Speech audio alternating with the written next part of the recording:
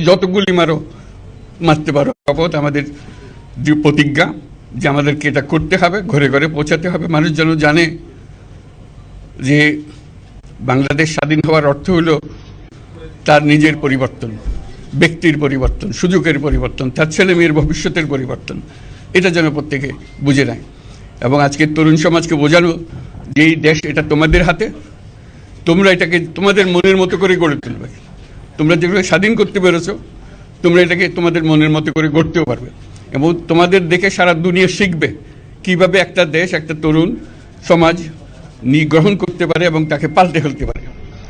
তাদেরকে আমি বারে বারে এমনি উপদেশ দিই যে পুরনোদের বাদ দাও, তাদের এই পুরনো চিন্তা দিয়ে এটার মুক্তি আমাদের হবে না করি। সারা দুনিয়ার মধ্যে এটা হবে না। এটা শুধু বাংলাদেশের কথা না, সারা দুনিয়াকে জুড়ে কথা বলছি।